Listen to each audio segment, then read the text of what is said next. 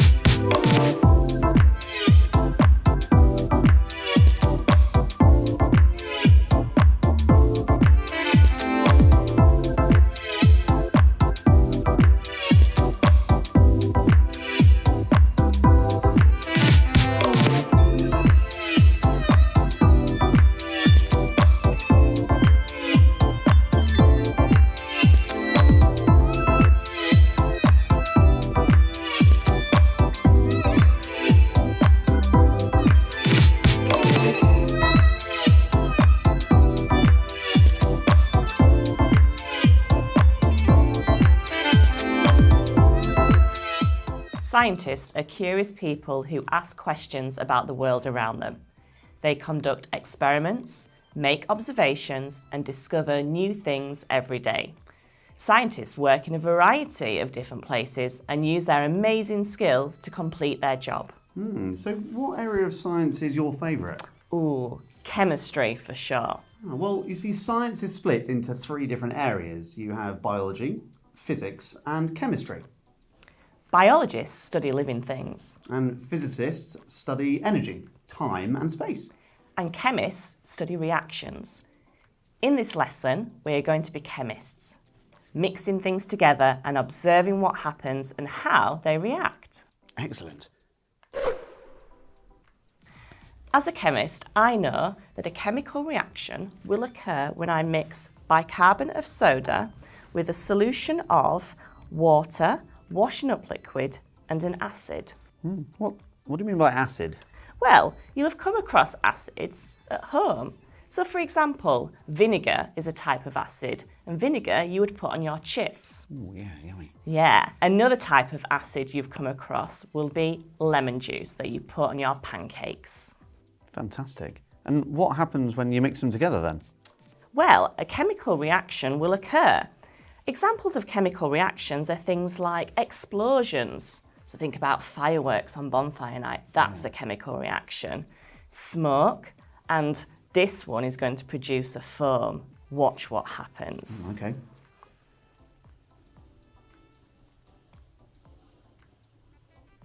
There's loads of foam and bubbles, a bit like a bubble bath. A bit like a bubble bath, but you wouldn't want to have a bath in this mixture. Ah. Now, as you can see, foam was produced Yeah. here. I've got a challenge for you, Matt, and for you at school. Do you think using the same equipment you can beat the height of foam produced? Using 1 teaspoon of vinegar, 2.5 centimetres of foam was produced. What we're going to do is we're going to go through the method of how to carry out this investigation. When conducting any experiment, it's really important to be safe. No eating or drinking during the experiment, and after the experiment, you must make sure that you've washed your hands. Although these products are items you can find in your kitchen cupboard, when using them for this challenge, we need to be careful with them so we can conduct the experiment safely. Excellent. We can now begin filling in the investigation sheet. Your teacher can pause the video at any time here, so then that should give you enough time to fill in the sheet. At the start of any investigation, scientists will pose a question. For this investigation, we want to find out which mixture creates the most foam. So, our question would be, which mixture of bicarbonate of soda and acid will create the most foam? This question can be filled in on your investigation sheet.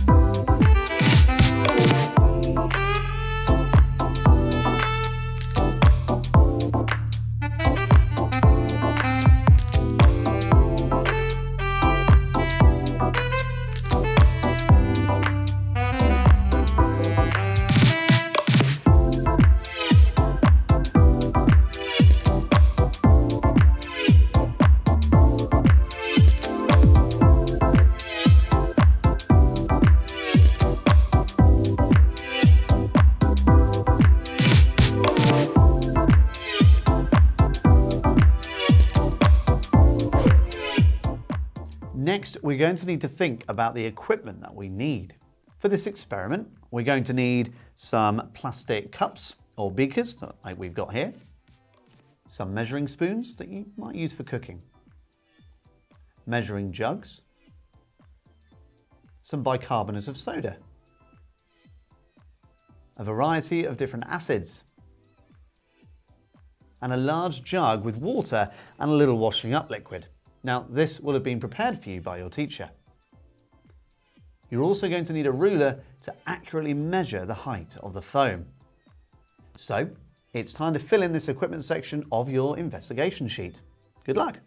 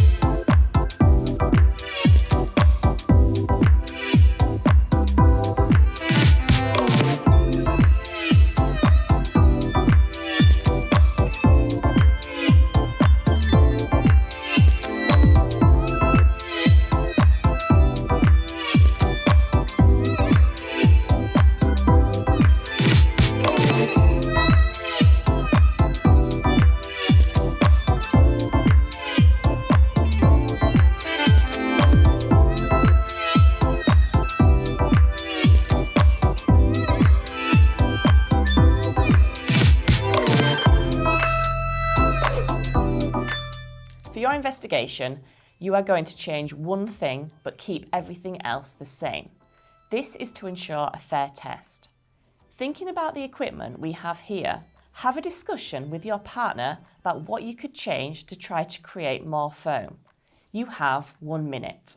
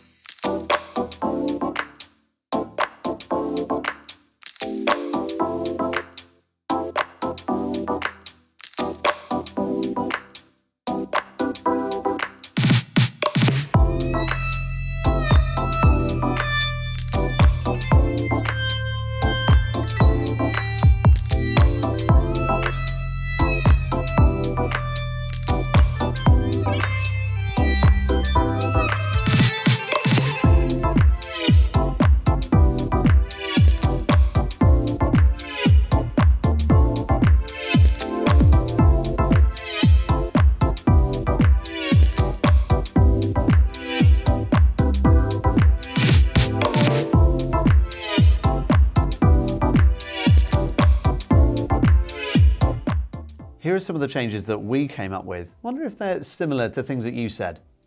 You could choose to change the following things: the amount of bicarbonate of soda, the amount of acid, the type of acid, or even as a challenge, you could consider changing the temperature of the water. The one thing that you choose to change is your variable. Matt, what would you like to test? That's a good question. Need to think. I think I'd like to test to see if changing the amount of acid will affect the height of the foam. Okay, so the volume of acid is our variable. That is the one thing we are going to change. You may wish to do the same as us or choose another variable, but we can now think about what we need to keep the same to make sure we are completing a fair test. The things we are keeping the same are called the control variables. In our experiment, the control variables are the amount of bicarbonate of soda, the volume of water, the acid, the temperature of the water. These are all going to stay exactly the same in every test we do. We are only going to change the amount of acid. If you are choosing to test a different variable, your control variables will not be the same as ours. Now it is time to fill in your control variables and check with your teacher. Pause the video now.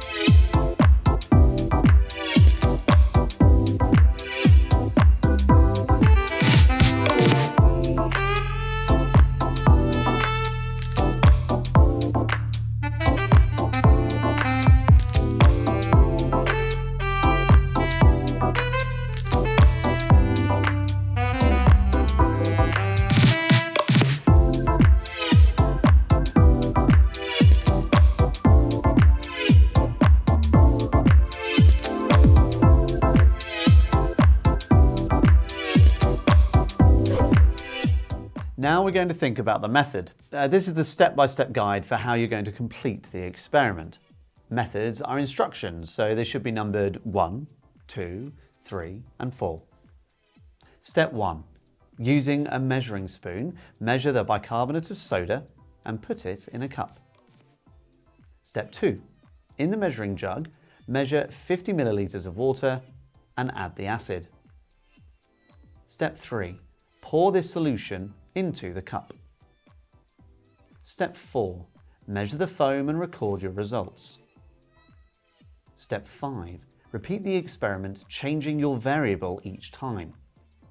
Now, we've jumbled up all of these steps, so can you put them all back into the right order on your investigation sheet? Have a go doing that now.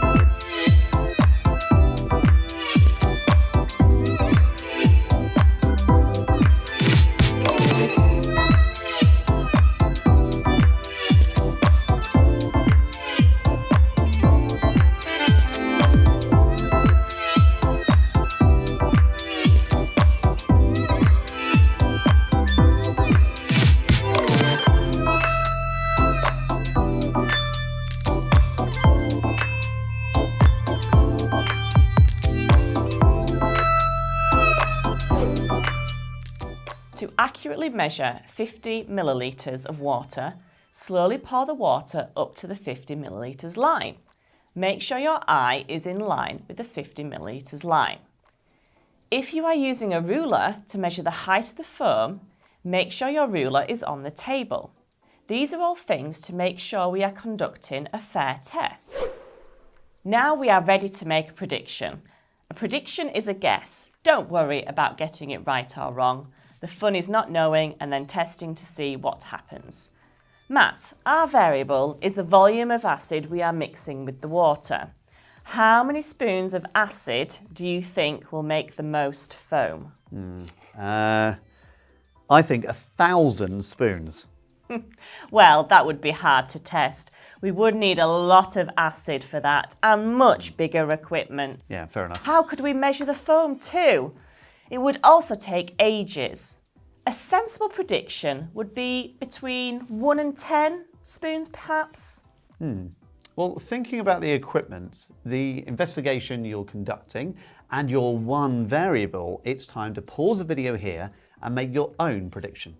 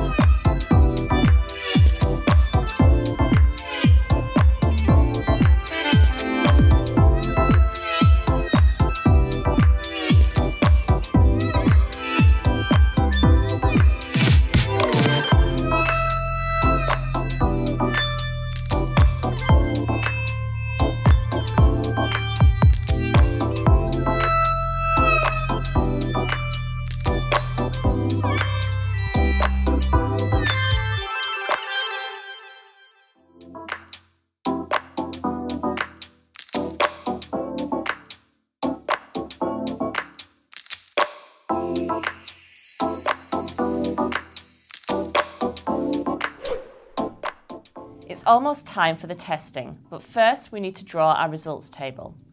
Your variable goes into the first column. For us, that is the volume of acid measured in teaspoons. Always write the unit of measurement, otherwise someone might think we might mean 5 cups, 5 grams, 5 potatoes. Who knows? In the next column, we will record the results. This is the height of the foam produced, measured in centimetres. Now we are ready to test. We will do one test together and then you will finish the experiment.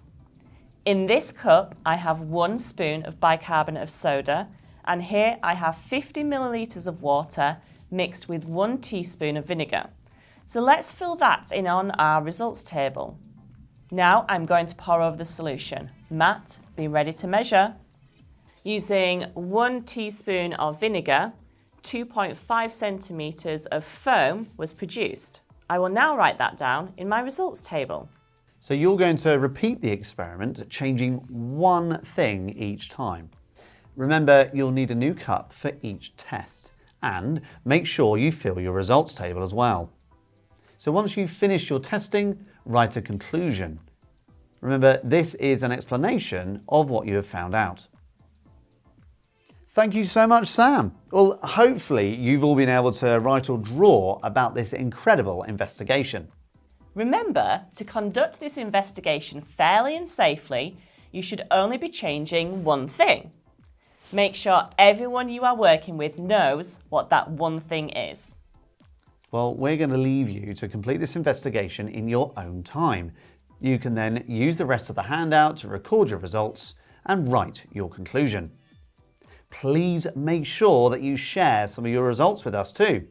You can do this by asking your teacher to upload it to this lesson, sharing it with us on social media, or you can even send it over by email. Remember, you've got to try and make the most amount of foam. Yes, but I bet nobody can beat the height of my foam. I don't know, we'll have to see. Thank you so much everyone, and don't forget to share your results. We'll see you all next time. Bye-bye.